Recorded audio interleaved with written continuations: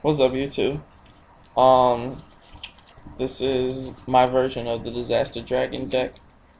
Um, it's not quite finished yet, but it's substantial enough to run and to progress in tournaments enough, possibly even to win. I won a couple, but most time I finished second, never really third, just pretty much second and first. So, I'm gonna run you through the basics. You already know what the basics are if you know anything about the Disaster Dragon deck. It isn't the Hopeless Dragon deck, it's the Disaster Dragon deck. The difference is that Hopeless Dragon runs a whole bunch of dark monsters, um, and focuses on special summoning them with Red Eyes Darkness Metal. Whereas Disaster Dragon shuts your deck down with negation of special summons and pretty much gets a whole range of dragons out rather than just Dark Arm or Dark Horus or any other, using Dark Creators and all that other bull. Alright, so start you off simple. 3 Red Eyes Darkness Metals, big special summonings. Yeah. And to back those up, we have 3 Red Eyes Wyverns. Um, these are good for bringing them back or bringing themselves back. I don't really use to bring themselves back. I use it to bring Red Eyes Darkness Metal back, especially when I'm on the verge of an OTK. 3 Quacky Miro Dragos. These are good because they lock down Lion Dark special summoning. Now, the problem that I run into is they also negate mine, so that's why I choose sometimes whether or not to show a dragon in my hand to keep it on the field or not, because I don't want to have to run into any complications using my own effects. Prime Material Dragon, of course, pretty good. Pretty much the only way you're going to beat him is to attack him or remove him from play, because as long as I got cards in my hand, he's a beast. He protects all my stuff, and magic cylinders and things like that will just help me out. 2 Masked Dragons to either bring back himself or maybe Totem, you know, or even a tuner, just so I can synchro summon next turn or whatever if they don't have an destroy. Speaking of Totem, I run 1. When I don't have anything back on the field, I can bring him during my standby phase, as long as all the cards in my graveyard are dragon.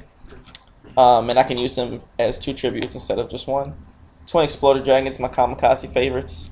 Pretty much take anything out as long as trap cards, magic cards, and special effects don't stop me. Now this is where this gets different from other people's Disaster Dragon decks. I like to run a Mirage Dragon, because he's got that semi-Genzo Pitch Black Warwolf effect, and I like to negate, traps or have them not activated at all, especially when I'm on the verge of an OTK. That's also why I run a Tyrant Dragon. I know he has to sacrifice a dragon in order to get him from the graveyard or from the hand. It doesn't make a difference. Also, I like it because of that effect. Because usually I run into, if I want to try to OTK somebody, I run into a whole bunch of my field that hasn't been destroyed yet, and I run out of monster card spaces. So if I bring back Tyrant, he helps me free up a little bit.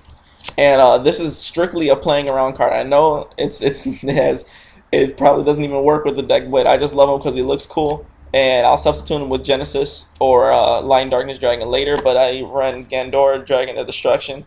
Pay half my life, remove everything on the field, bang people's chips. Yeah, I don't need to comment on that one. And of course, the 2 tuners, the Magna Dragon, Debris Dragon. I hate Debris Dragon though, only because I can't use another level 4 with him. So to bring Stardust out or to bring Red Dragon Archfiend out is a problem, but I'll get over it. And I'll just use him to sync with like Prime Material with Magna Dragon. Going on to the spells, of course, Future Fusion is a staple, because I hate I hate noobs when I walk into a tournament and I use this to get my 5-headed dragon and they say, "Oh, I destroyed your Future Fusion, your dragon's not coming out, oh, up here salty." I'm like, dude, it doesn't matter, because the whole point was to ditch dragons out. If I get 5-headed dragon, it's a bonus. If not, I don't really care. 1 gold Sark, 2 books, Mind Control, MST, Heavy, Brain Control, My Body, and Barrel from a Different Dimension. I like using because it helps me get my Wyverns back, since I have to remove them from play anyway. Or any dragon that I might have removed from play to get Red Eyes Darkness in the first place, I can just bring up to 3 of those back. And that's gorgeousness right there. Going on to the traps. Solemn Judgment, staple in any deck, no matter what nobody says. I love this card, even though you have to pay half your life points, it could wind up saving your ass at the end. Mirror Force, Torrential, Twin Bottomlesses, Twin Burst Press. I love this card so freaking much because even though it's a common, I wish they made like a rare just so they look cooler. But they're cool because I can sacrifice any dragon I want, even if it's small. Usually these days, people's defenses aren't really as much as their attack because people focus on the attack more so. So I use them just to get rid of them, and it's like a massive destruction thing. The only problem I run into is when I run into a creator or a dark creator because that 3,000 defense is just killer.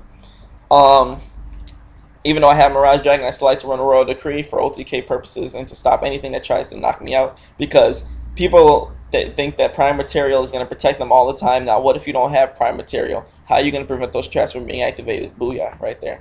Beast mode. Royal Oppression, of course, because if Quacking Miro doesn't negate the Light and Darks, that'll negate anything else, even though my opponent can use it. I usually activate it after I got all my little special summons out of the way, and I can deal with it from there. And that problem that I was talking about between Debris Dragon and Stardust, because you can't use it with another level 4 tuner, I don't have to use 2 level 1s or a level 3 and a level 1 or anything like that. I got Starlight Road for when they try to destroy 2 of anything that I have. It'll help deal with that. Onto the extra deck, of course you can't run a Disaster Dragon or a Hopeless Dragon deck without 5-Head Dragon. Now, he's a beast when it comes to the attack. As far as his effect, it really doesn't matter because I don't think they're going to come up with anything strong enough to beat him. I just got to watch out for them cylinders. Red Dragon Archfiend, good because if I attack, I get to destroy all those little defense monsters you have. Especially when I know a lot of people like to run burn decks with those stupid little marshmallows. I hate those things. But at least I get to destroy them automatically. And the only back problem is that if I don't attack with something, Red Dragon destroys like all the other cards that didn't attack, but I don't worry about that. Stardust Dragon, Black Rose, blow up the field, explode the Dragon Wing Beast mode because anything equal to it or lower is going to die and you take big damage. Stupid thing that popped up on my screen, interrupted my video. Brionac, Goyo, Iron Chain. I really don't like Iron Chain. I got him because sometimes, like for Light Sworns, I like to make people deck out. So I might use him, but I'd rather use Brionac or Goyo above them all. And people don't like to run Ancient Fairy Dragon, but I love it because if I have a tuner in my hand, I can bring it out at the same time I summon something and get another Synchro Summon ultra easy. So that's my Disaster Dragon deck. Rate, comment, do what you do. Suggestions, anything like that, I'd appreciate.